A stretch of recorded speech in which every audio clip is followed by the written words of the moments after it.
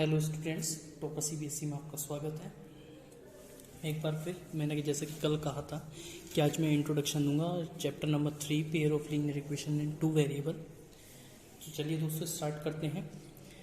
सबसे पहले linear equation होता क्या है? लीनियर इक्वेशन वो इक्वेशंस होती है जिसकी डिग्री होती है 1 और यहाँ पर आगे लिखा हुआ है 2 वेरिएबल। इसका मतलब हम क्वेश्चन की जो बात करेंगे, हम जो भी इक्वेशन की बात करेंगे उसमें 2 वेरिएबल्स होंगे। जैसे एक एग्जाम्पल लेते हैं, 3x plus 5y equal to 8।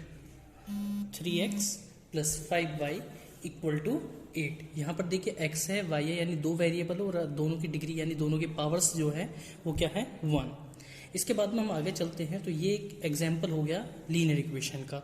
इसी तरीके से हमें क्या करना है, पेयर मतलब 2 लीनियर इक्वेशन को हमें लेना है इस पूरी चैप्टर में और उन्हीं से उनकी वैल्यूज को पता लगाना है। इसके बारे में हम आगे बात करेंगे।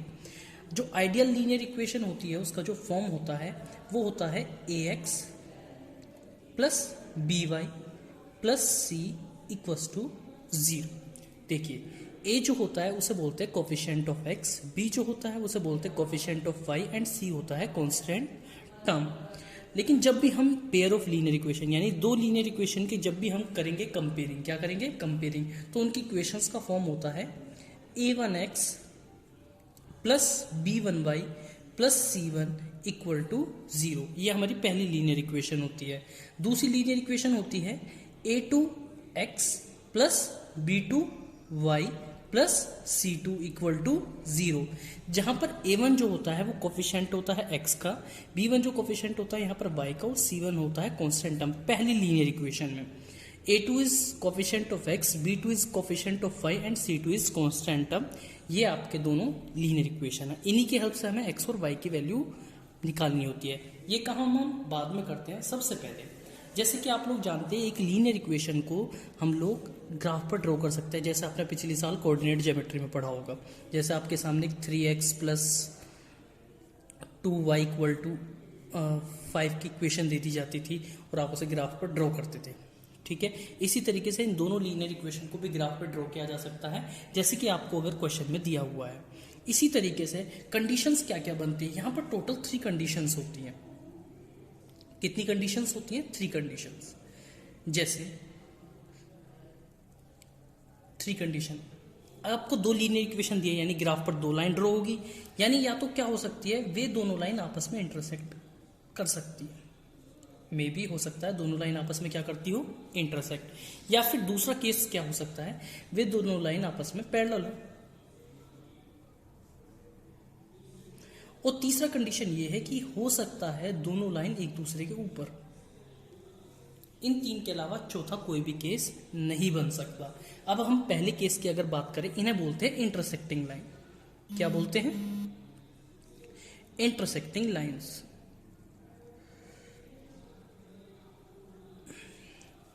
इसे बोलते हैं पैरेलल लाइंस। मेरे दोस्तों जब बहुत ध्यान से सुनना, यहां से 1 नंबर या 2 नंबर का क्वेश्चन जरूर आता है।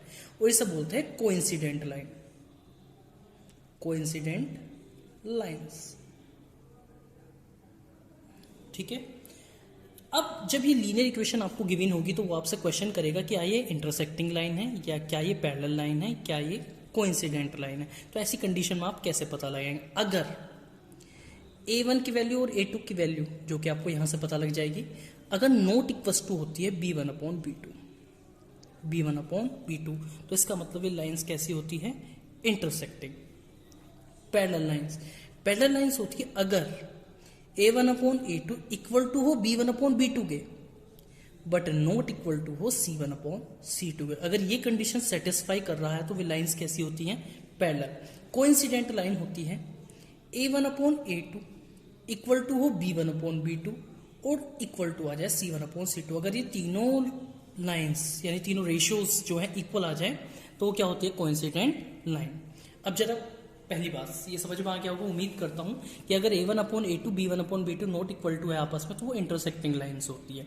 अगर ये दोनों रेशियो आपस में इक्वल आ जाए और c1 अपॉन c2 के इक्वल ना है तो वो पैरेलल लाइंस होती है। अगर तीनों रेशियो आपस में इक्वल आ जाए तो वो होती है कोइंसिडेंट लाइन। चलिए एक बात और समझिए, ये दोनों लाइन आपस में कितने पॉइंट्स पर कट कर रही है? 1, यानी ये सिंगल सॉल्यूशन होता है, यानी इसका होता है यूनिक सॉल्यूशन। क्या होता है? Unique solution. कभी कभी क्वेश्चन में इंटरसेक्टिंग वर्ड ना दे करके वो कहता है कि ये यूनिक सॉल्यूशन है या नहीं। अब आप ये बताइए पैरेलल लाइन कितनी जगह कट करती है? एक भी जगह कट नहीं करती। इसका मतलब ये होता है नो सॉल्यूशन, नो सॉल्यूशन। ये कोइंसिडेंट लाइन कितनी जगह एक दूसरे को टच करते हैं? अब एक लाइन तो बनती है इन्फिनिटी पॉइंट से, तो इनफाइनाइट पॉइंट से, तो इसका मतलब इसके सॉल्यूशन कितने होते हैं? Infinite solution, infinite solution. तो यहां से आप इन इक्वेशन की हेल्प से और इन रेशो की हेल्प से आप लोग ये पता लगा सकते हैं कि इनके जो सॉल्यूशन होगा वो यूनिक होगा या कोई सॉल्यूशन नहीं है या फिर इनफाइनाइट सॉल्यूशन है। जिनके भी सॉल्यूशन मिल जाते हैं उन्हें बोलते हैं कंसिस्टेंट। क्या बोलते हैं? कंसिस्टेंट। तो यहां पर यूनिक सॉल्यूशन है यानी एक सॉल्यूशन मिल रहा है तो ये होता है कंसिस्टेंट में कंसीडर किया जाता है। कंसिस्टेंट ये वर्ड भी देखने को मिलेगा, जैसे क्वेश्चन आएगा आपको समझ में आ जाएगा। नो सॉल्यूशन, इसका मतलब कोई सॉल्यूशन है ही नहीं, तो इन्हें बोला जाता है इनकंसिस्टेंट, इनकंसिस्टेंट।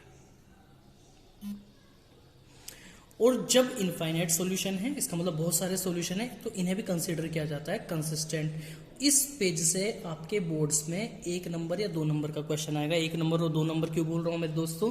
बिकॉज ऑफ हो सकता है स्टैंडर्ड मैथमेटिक्स वालों को 1 नंबर का और बेसिक मैथमेटिक्स वालों को 2 नंबर का क्वेश्चन आ सकता है। इसके